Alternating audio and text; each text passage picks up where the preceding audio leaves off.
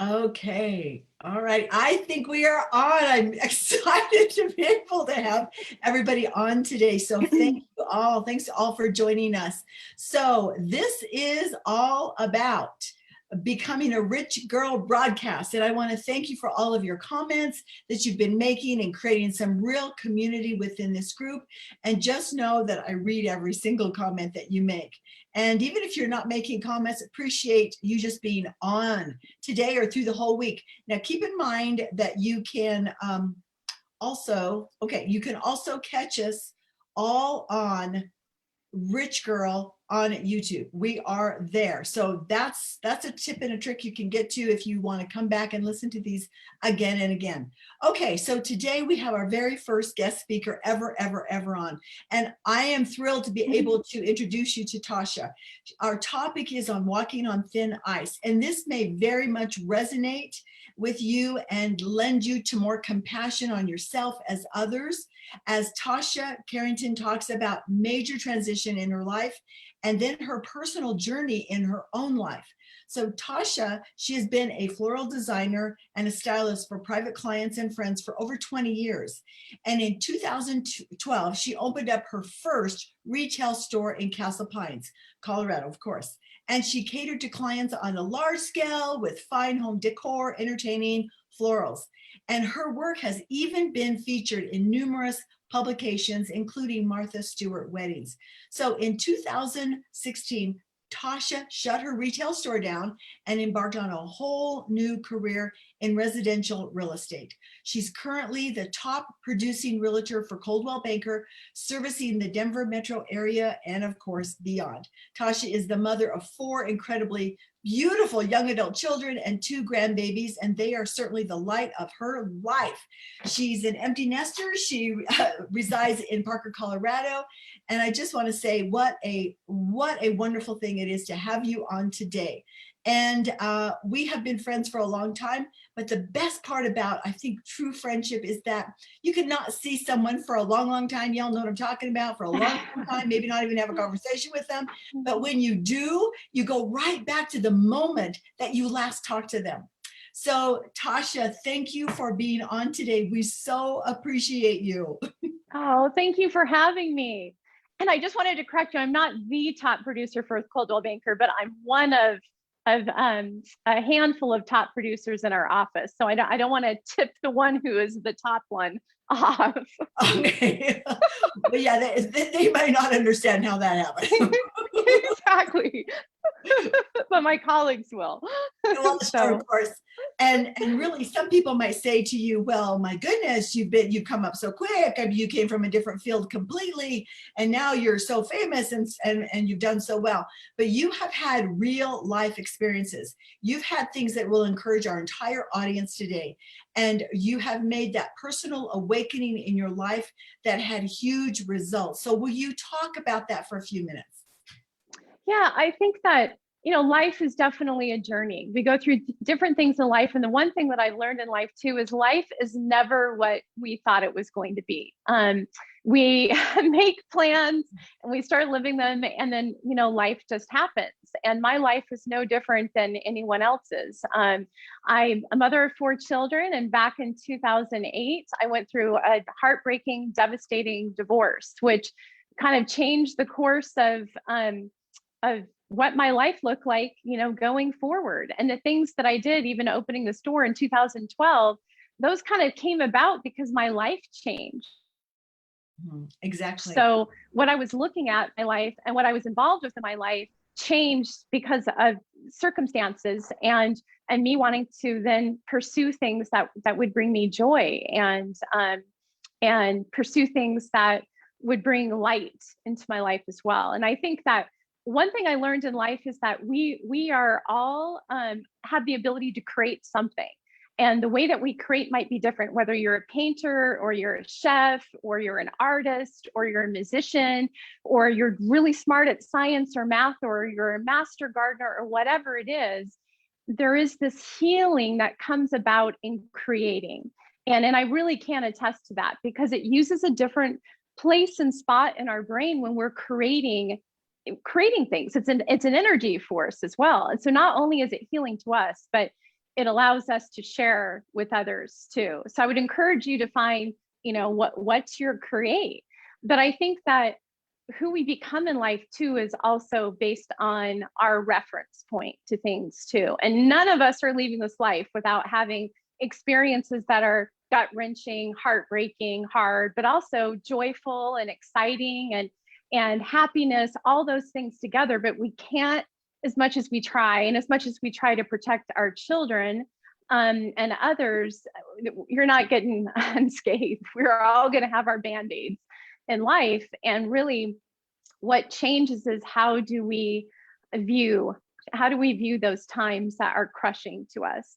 And do we stay in that place, or do we take the lessons there and continue to grow our life and continue to expand ourselves and continue to invite others into our life as we continue to experience and grow ourselves?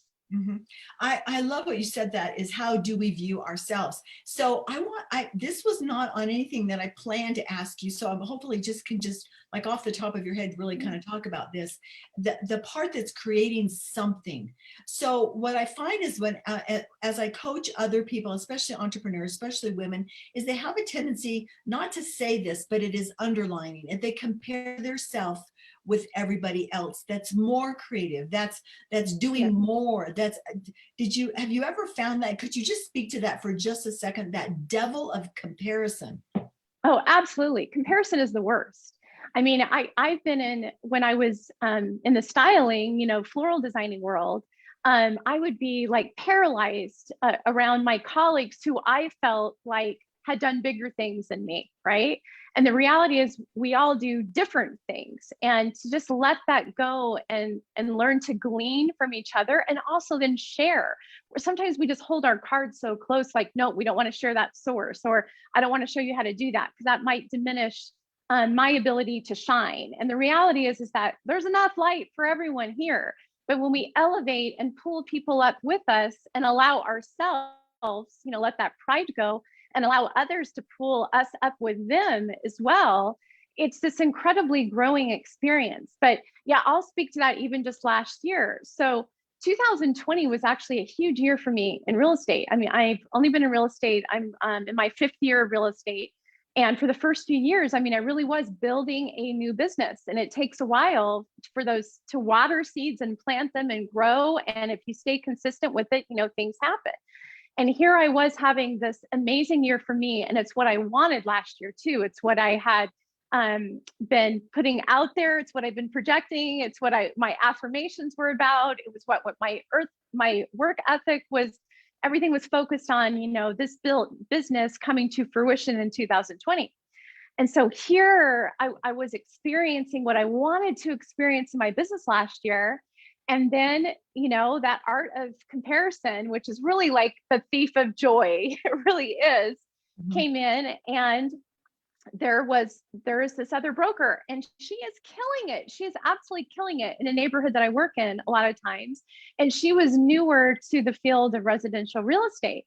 And people I knew were going with her as well. And I just thought, what's wrong? And all of a sudden, where I was feeling up here, as far as my excitement about my own personal business, my own personal goals, the things I was obtaining, I went from here to following what this person was doing in their business to feeling lower, lower, lower. And I actually remember the moment I had to stop myself and say, whoa, this is almost like me being a spoiled brat, right? Where it's like, I've asked for these things, I'm getting these things, I'm achieving these things, but now that's not enough because this person is doing something that's different or might be bigger than what I'm accomplishing right now. And the reality is the only one that I should be comparing myself to is who I was yesterday. What am I doing in my business or my personal life right now today that is getting me or is pushing me in the direction that I want to go that is different than where I was yesterday, last week, last month, last year?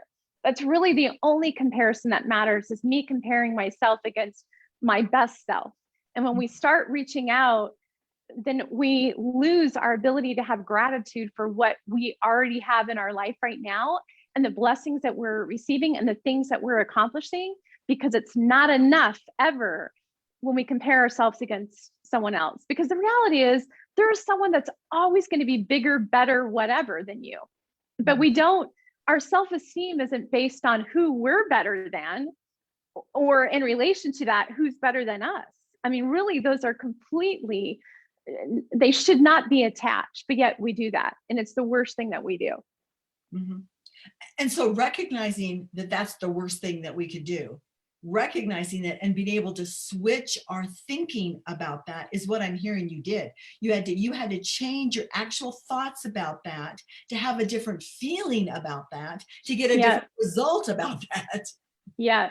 Well, and I'll tell you that in January of 2020, I was dealing with like anxiety attacks that I hadn't had since like the early years of my divorce. I was paralyzed with fear, anxiety, self-doubt. Really felt like, okay, if things don't go where I want them to go in my business this year, am I even still in business? I mean, your mind can let that ball roll and get bigger and bigger and bigger the longer you sit and ruminate with anything that could be self-defeating, self-doubt, self-inflicting, any of those thoughts that we have. And this went on for a couple of weeks. Now, I was going through a life change as well, too. I was a new empty nester, in 2020. The holidays were now over. The kids were now back where they were going to be. So it was always more of, the kids have left, the holidays are down. It's never like awesome. But I had that fear and panic of, will I be able to accomplish what I want to accomplish, this year for myself? And I couldn't sleep. I was waking up to those self-defeating thoughts as well.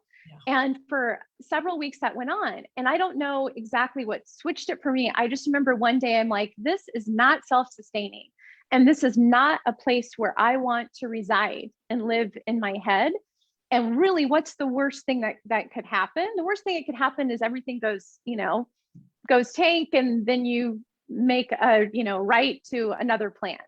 And really that's not so scary, because everything really is going to work out the way it's supposed to. And so you just got to show up every morning. So I really focused on mindset last year. That was the biggest thing I focused on, was living a life of gratitude and focusing on mindset.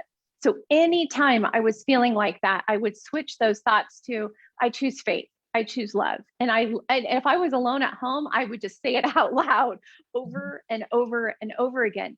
But you could feel a definite shift in the energy of the darkness leaving, the fear leaving, anxiety leaving, because you cannot say that you're living from a place of faith and be feeding the fear wolf at the same time. I mean, one's going to give. Either you're living from a place of fear, and that's where you're making all your decisions from, or you're living from a place of faith and you're giving that over to faith. And I would much rather be on the faith side, because it's so much more peaceful to be on the faith side. But at the same time, you can't just sit on your couch or lay in your bed and tell yourself positive affirmations all day and then expect a big change. I mean, the difference is it starts up here, but then you have to get up off the couch. You have to get out of your bed, and you actually have to go do something, take action, because, the thoughts without action behind them aren't going to get you anywhere either. And so I really do believe, I mean, the thought is more of like, you become what you think. And I believe that 100%. And I have like shoved that at my kids for years, but it's so much harder for me to listen to my own advice, right? But we truly become what we think. We attract what we feel. So what are you thinking about? How are you feeling about things? And I'm not saying ignore hard things. I'm a big proponent of lean in and feel it and recognize this is hard, or this is sad, or whatever. And if it's something that is deeper than that, you need to grieve. You really do need to take the time for grief and healthy healing. But we don't live in grief. That's not a lifestyle. That's an experience that we have. We don't want the lifestyle to be grief, right? We want the lifestyle to be seeking joy and choosing happiness and choosing faith and choosing to see things through eyes of gratitude. So we do become what we think. We attract what we feel, and we create what we dream. So what are we dreaming about? What are we thinking about? How are we feeling? If you want to have amazing relationships, then you can't be in this depressive mood all the time and the sky's always falling, because that is who you're going to attract. You're going to attract someone who's negative and depressive like you. If you want awesome clients or awesome relationships, you got to be that awesome person first, right? You got to be what you are seeking in life. And that is what you will attract. And so I just focused on mindset like crazy. And I have brokers ask me all the time though, gosh, what did you do differently in your business last year to get what?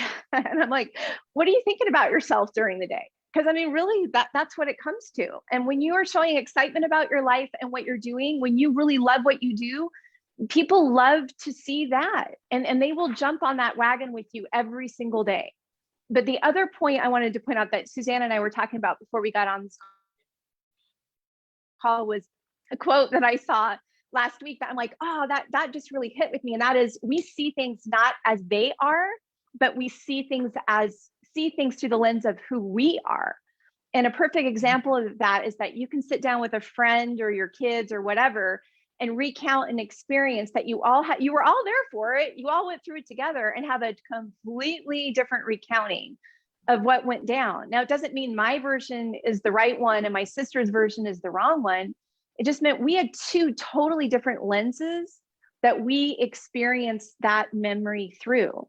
And so when I saw that quote last week, it was more of like an aha of like, how am I seeing things? What is the view? What is the lens I'm choosing to put on every day to view what's happening around me and to me? Is it a lens of gratitude? Is it a lens of abundance? Those sorts of things. And when you choose to live your life through the eyes of gratitude, and I'm talking simple things. When I was completely stressed out at the beginning of 2020, it was the simple things of me driving in a car to an appointment and I would see a bird and I would just right there on the spot, I tried to show gratitude as things were happening to me. So thank you. I mean, literally a prayer in my head. Thank you, Heavenly Father, for that I got to see that beautiful bird today. That was amazing. And I would strive to like live my day like that all day long. Well, when you're consciously thinking about those sorts of things or recognizing or stopping and showing gratitude as it's coming to you, then you start viewing almost everything you're seeing through the eyes of gratitude. And they can be hard things too. I mean, this is like, I changed my mind shift going into February, and then I got into a horrific car accident in February. Car totaled. Just to test this out a little bit, right? Yeah, this is like, I'm going to live a life of abundance. I'm going to have positive mindset. My life is amazing. Today is a miracle, blah, blah, blah. And I got hit in the middle of an intersection. Somebody ran a red light and smacked right into me. And I literally saw that flash just as they were going to be coming through my driver's side door. And I didn't even have time to respond. At the last second, they were able to turn and hit the panel behind me instead of me directly. Wow. And so I remember sitting in my car like, yeah, this was supposed to be the best year ever, right? And I'm working on mindset now. Things are going to go great. And I just got T-boned in an intersection. And I remember sitting there as I was waiting for my mother to come get me because I couldn't drive my car at all. And for the tow truck to come, I remember thinking, this could have been so much worse. I could be in an ambulance riding to a hospital right now or heading to a morgue.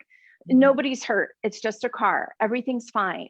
I'm so grateful that everything's just fine, And sure, everything is just fine because these are just things. But I was so grateful that I was able to switch it and look at it like that instead of one more thing of why 2020 just sucks, right?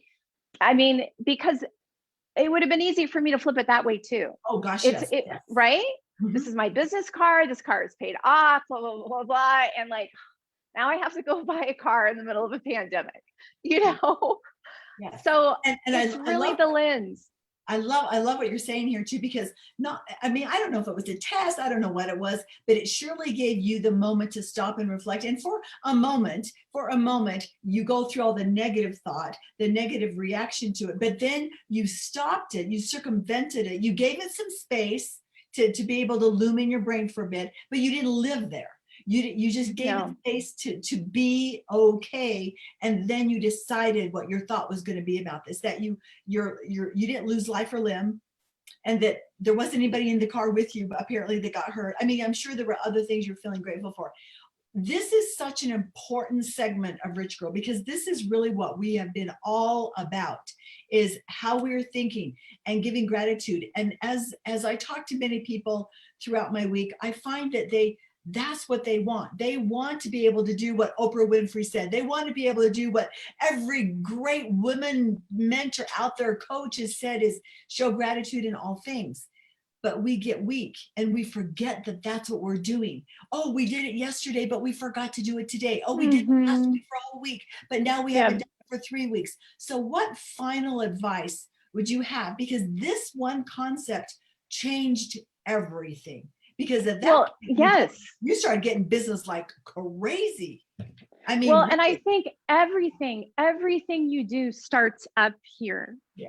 And we really are our own self-fulfilling prophecy. I mean, we really are. I mean, the longer I live, I turned 50 this year. The longer I know, the longer I live, though, I've realized that we are only in control of about 5% of our life. Like 95% of what we're experiencing around us and what may happen to us or whatever it's just life happening around us, right? But what we can 100% control is what happens up here. And what happens up here then dictates how we attack that day and how that week's going to roll out. And weeks turn into months, that turn into years, that turn into decades. So it's more of, if you don't know what you want, you don't know what to ask for. Like, I mean, think about that for a minute. Yeah. If you don't know what kind of life you want, what that looks like, whether you're living it right now, and if you are, then soak in all of it with gratitude, because you and I both know life can change on a dime, right? Yes. So what is the life that you want for yourself? Dream it big.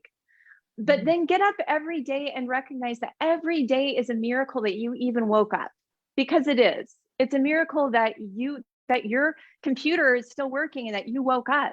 So how are you going to handle that day? What team jersey are you putting on that day? I don't think any of us actively say, I want to be on the losing team today. But the actions that we take that day are the difference between how we feel when we crawl into bed that night. Are we feeling up here like, you know what went right today? And I think a lot of times we focus on what went wrong. And it's important to do that exercise too, as far as what would I do differently tomorrow on this? Or who do I need to talk to make that right, or whatever. But then we need to do the other thing too, is what went well today? What went right today? What do I want to repeat, again tomorrow? And I seriously do this exercise. My kids aren't here anymore, so I can be as crazy as I want. But when I get up in the morning, it's just me and the dogs. And it's a physical thing for me. When I get up, I literally stretch my arms as big as they can go. And out loud, I say, today is going to be an amazing day. And it sounds so like silly, right?